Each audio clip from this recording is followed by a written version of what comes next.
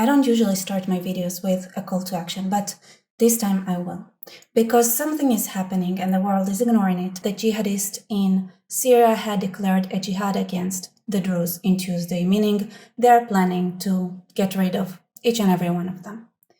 You understand the implications, I hope. So I'm editing quite late, but luckily now I can see how many things are happening and there is a major shift in the battlefield. So Israel is there 100% with the Druze. The Druze are really showing fierce resistance and fighting back and winning, which is amazing. But this is where exactly the battle begins, because just like in Israel, where the international community is trying to enable the genocide of the Jews, it's hard. They're trying with all their might. They're going to try to do the same with the Druze. They're going to sell a false narrative about what's happening in Syria. They're going to twist it. They're going to minimize the suffering that the Druze went through. They're going to not tell you the whole truth. They're not going to say what really happened.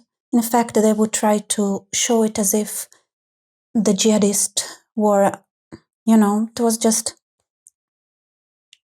a quarrel between equal sides, but it actually is not. And when they do that, they would try to pressure Israel to stop helping the Druze. They would try to pressure the Druze to submit to Julani. And what would happen is that at some point, that would enable an actual of the Druze community in Syria, because we have actually passed there is no going back now, all right? For centuries, the Druze had disguised themselves and pretended to be Muslim as much as they could, even though their traditions are extremely different from the Islamic ones. But to manage to survive, they had blended in with Islam, and there is a lot of Islamic sects in in Syria and in general. So they were like, okay, we are Muslims, but they're not. And the cards are on the table now. Everybody knows that they are not. It's not even a secret anymore that much what they believe in or how they believe in things. There was a lot of religious doxing. So for the Druze, they kept their religion secret. I talked about it in other videos. Please check them out. But now there was a lot of leakage about what they believe in, what they do. And there is so much ridicule online about their beliefs by the Muslims, of course. And by the way, what triggered officially this attack, this call for jihad, is a claim that the Druze were mocking Muhammad. It didn't happen, but the heck, it needs to happen, They didn't care. It was the official cause. Listen, personally, it was a blood libel. In retrospect, I can say, well, at least they tried harder with us, right? At least we drank children's blood or something. They just said that somebody somewhere said something about Muhammad and that's it. Jihad. Anyway, this is where the international fight begins. It's gonna be a little bit easier, to set up the stage for them to take care of the kuffars, the infidels, to take care of them in accordance to Islamic law. Because everything's out. The cards are on the table. They know that they're not Muslim. They know that they don't really follow enough of Muslim practices, or I don't know even if any, to be considered Muslims. All right, so that tactic, out of the window. They cannot pretend. They cannot say, yeah, we're somewhat Muslim. That is gone. So everything is on the open. They have nowhere to hide. It is the point of no return. They are not Muslim anymore, meaning they are also not Jewish or Christian, which are the people of the book. Exactly. They cannot even pay jizya, technically speaking. But the international community, what they're going to do now, they would try to set up the stage for this genocide to happen, for this jihad to be allowed. Don't let them.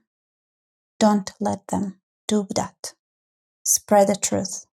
Spread the truth about the situation of minorities and the real indigenous people in the Middle East, everywhere. Thank you. And what I want you to do is go ahead and be not a passive viewer, but a cheerleader. Yes, it's funny to see how bots all over the world are going around and commenting on every video, Free Palestine. Well, at least they're seen. And yet nobody looks or sees what's happening to the Druze because they don't have those cheerleaders. The Druze community is small.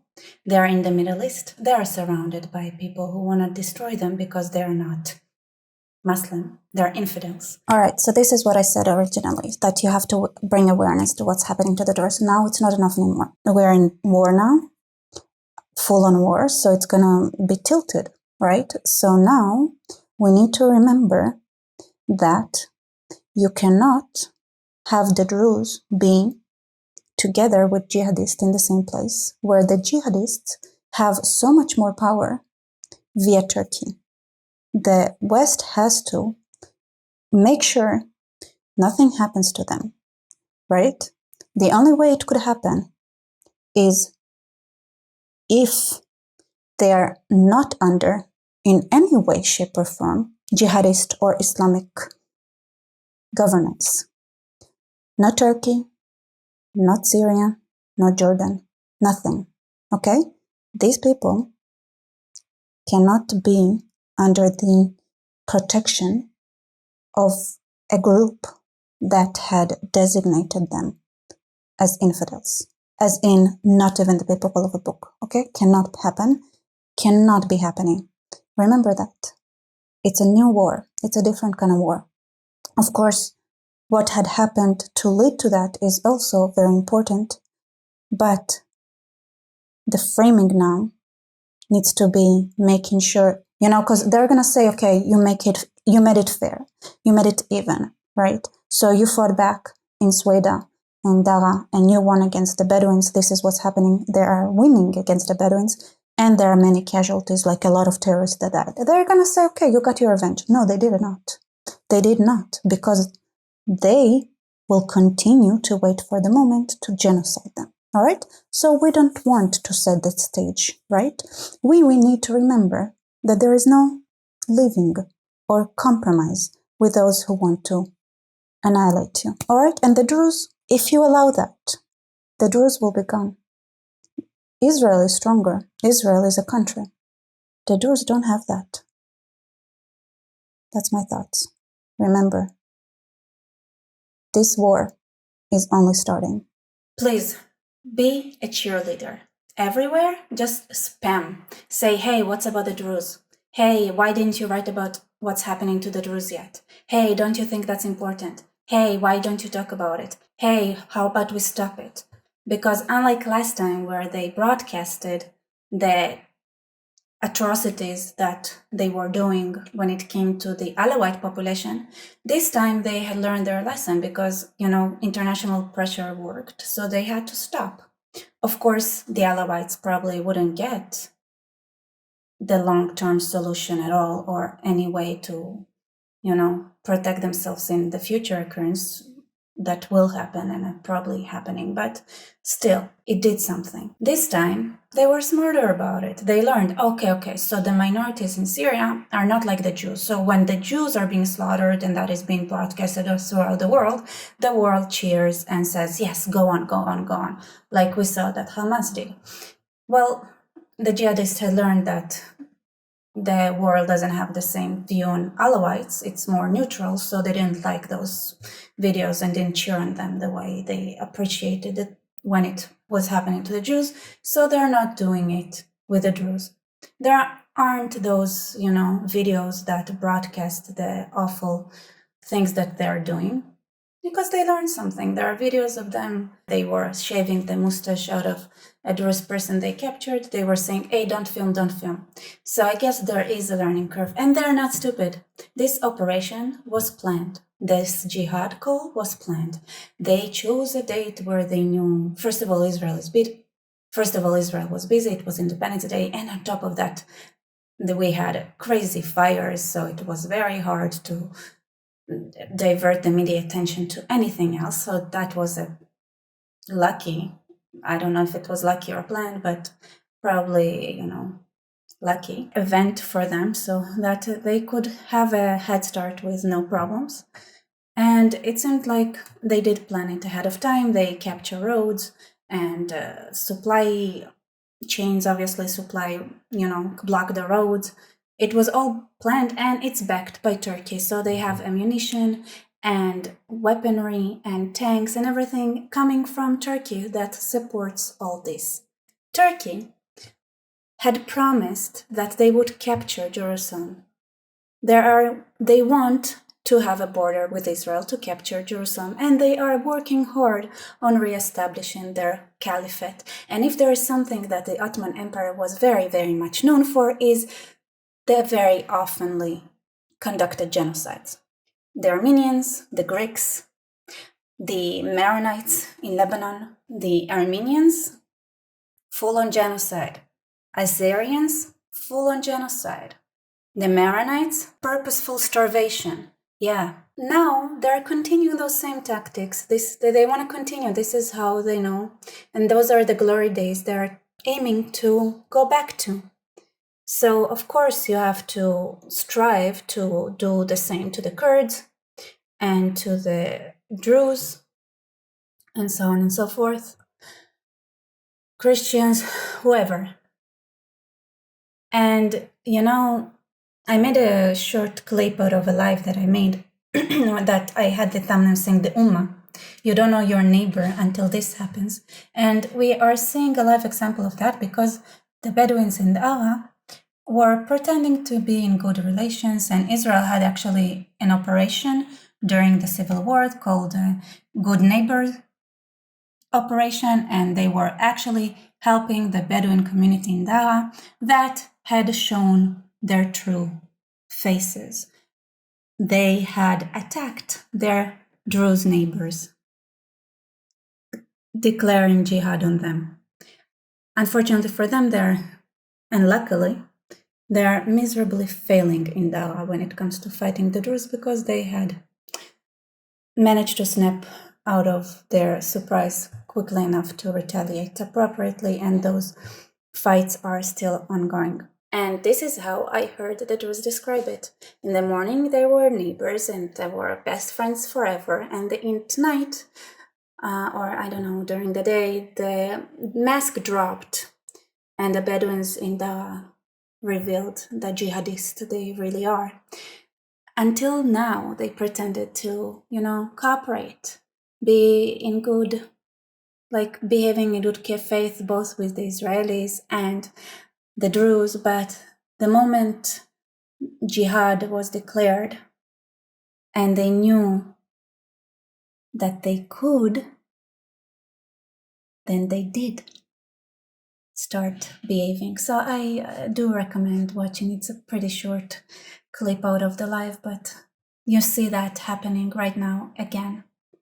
So yeah, it goes north to south, I think, because first of all, they started stabbing students that study in Haleb because there are universities there and there are Druze students there. Started stabbing them. They had to evacuate them. So they evacuated all the Druze students from Haleb to the south. Then I'm not sure if it was in parallel or exactly the timeline, but they also had entered, there were those clashes with Druze neighborhoods and cities next to Damascus.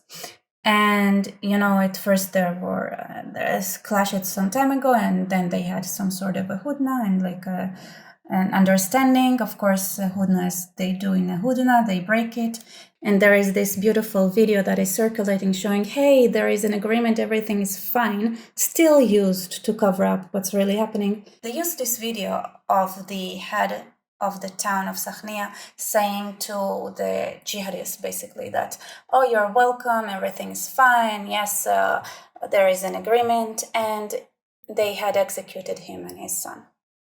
And there are reports from Sakhnia, the same place, which are nowhere to be found, but from inner sources, the Druze are saying that they killed 600 in Sakhnia and they had taken hostages and women that they had labeled as sabaya, meaning sex slaves. So there is that going on. But they had cut off communication and the internet in those neighborhoods to make sure the Druze would not be able to make it visible to the rest of the world. They're not stupid about it. So yes, like my friend Mansour said, Elon Musk Starlink was created, I think, exactly for this kind of situation, and Syria needed to right now, because we're not going to see what's happening in Syria when the Druze had their communication lines cut off. And for those who are wondering, well, can they do it without cutting off the whole country? Well, it's a neighborhood. You just cut off the neighborhood. So yeah, you can do that. And so there is that. So of course, that was very shocking. This is somewhere that they are a minority in that area, in the area of Damascus. And Daraa and the Bedouins there are like, Allah Babala, let's join the party. But at that point, and in Sweda, in that area and the mountain, there are more Druze, and it seems like they are doing a great job there, and they went ahead to try to rescue their brothers in and around Damascus. So the fights were the most intense during Israel's Independence Day, and when the fires were raging and there was absolutely no way to get the average Israeli to talk about anything else but the fires. And so it was a little bit of a struggle uphill to divert the attention to what's happening in Syria. But last night, when things calmed down, we saw that there were protests by Druze all over the country, also shouting things like, Israel goes and rescues. If there is one injured Jew on the other side of the world, Israel will be there to rescue them. But our brethren are being slaughtered by the mass, and where is Israel? And there was this real emotional protest that was going on. And to try to separate Israel and the Druze community, which again, I talked about that connection in a different video, so please watch that to understand why we have that.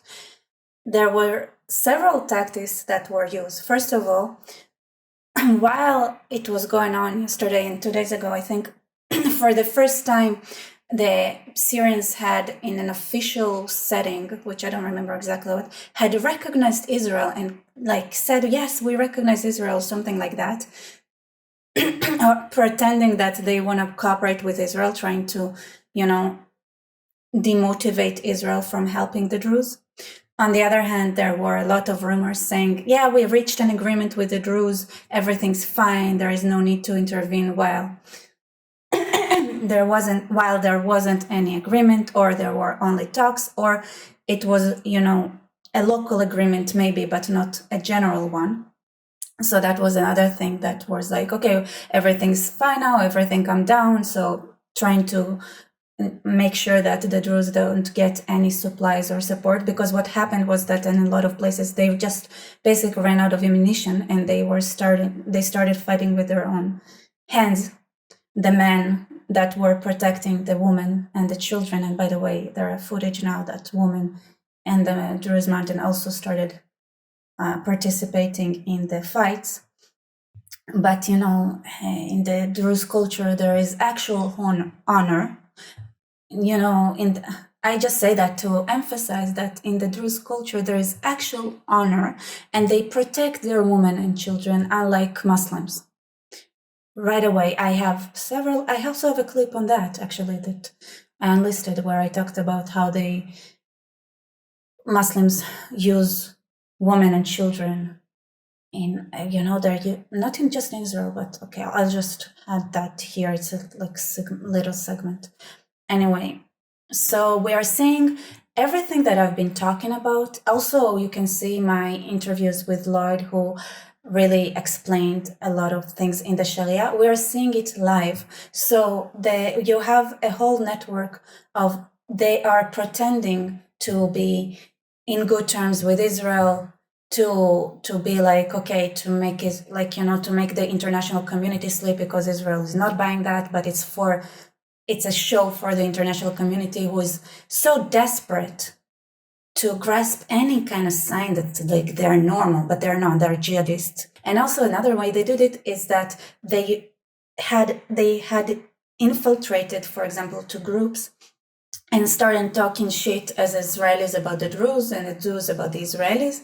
And it was one of the groups I'm at, I was like, at some point somebody pointed out, I think this person hates the Druze too much. I don't think he's Israeli. I don't think an Israeli would say something like that. And at some point, the Israelis were like, wait, Israelis wouldn't diss on the Druze that much, and the Druze wouldn't diss on the Israelis that much. Something is wrong.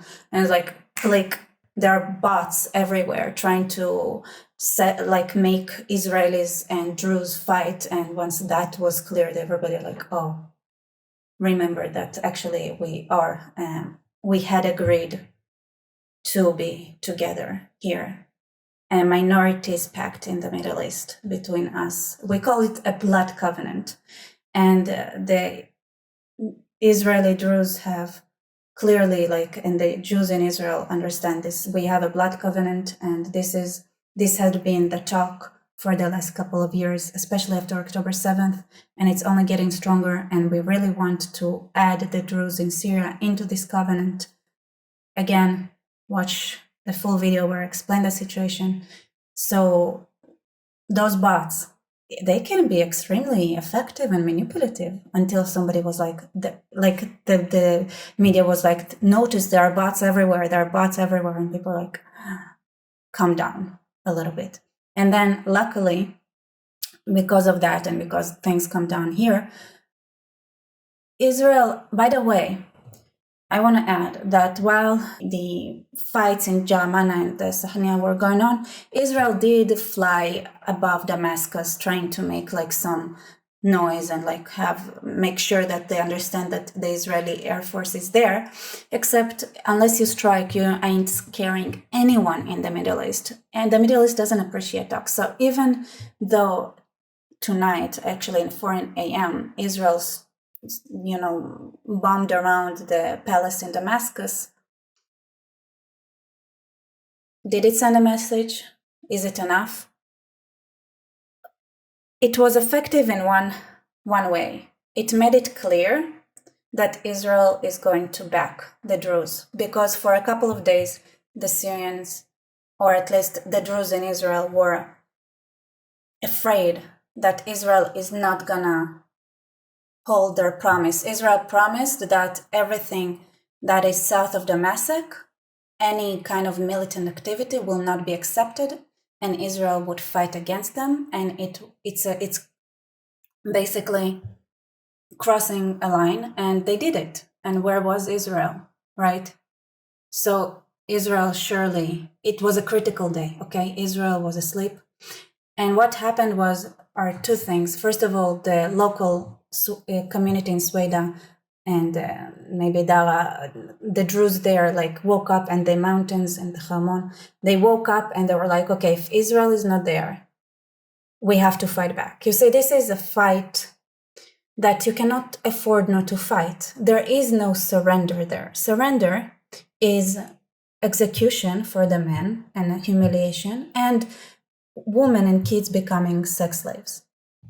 There is no surrender. You fight to the death in the Middle East. And they realized it. And this is what they did. And started winning. And it changed, you are shocked, and then they changed their mindset and they started going hard. And at the same time, Israel also woke up and was like, wait, we have to make it clear that we're with them. And now there is also a video showing, first of all, that there is much more going on on the Israeli side, helping the Druze, and that Israel is willing to escalate as much as necessary to support the Druze community. I've made several videos explaining the relationship between Israel and the Druze communities and the splitting of the Druze community before. So if you guys want a little bit of background about who are the Druze and how this alliance between Israel and the Druze had come to be, check out this video. And I also made a video talking about minorities in Syria in general, so you can check out that video. And There is a whole playlist talking about Syria and the Druze, so go ahead if you want to know more. There is much more to talk about, and I'm gonna do it live tomorrow night, but I really wanted to talk and give you those updates. And I really wanted to demonstrate how your neighbors that you think are good Muslims and nice neighbors can turn you like that when the Ummah calls, when Jihad is declared. And the other thing that I wanted to emphasize is how they use this false premise of peace and agreements to actually set up the ground for slaughter. Because once you lay down your arms, it's easier to slaughter you. So this is why they are now also insisting, and part of their agreements with the Druze communities, that the Druze would lay down their arms.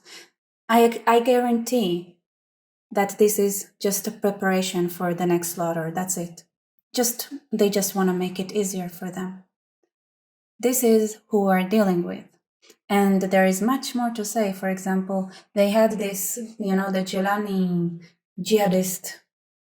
They're not so stupid. After they nicely invited Jews to the synagogue in Syria and took photos, well, on the way out, they burned the synagogue. Yes, they burned it. And nobody talks about that because they already have the photos with the Jews who were invited to the synagogue in Damascus. All right, I have to go and be a cheerleader. Thank you so much for watching. Like, comment, subscribe, and make it viral, please. Not necessarily my video, any video, and just talk about it. Just say, hey, what's about the Druze? What about the Druze? What about the Druze? What is happening in Syria? How about we start protecting minorities in the Middle East? Because guess what? You're next. Turkey is the one that is behind it. And you know who else is neighbor? And you know who else is Turkey's neighbor? You are. The West, the Europeans, Greece. You all are neighbors of this sweet, delusional leader that looks at himself and thinks, yes, I'm gonna be a caliph. How about we do things when they're small and not wait for the next Hitler to become a Hitler?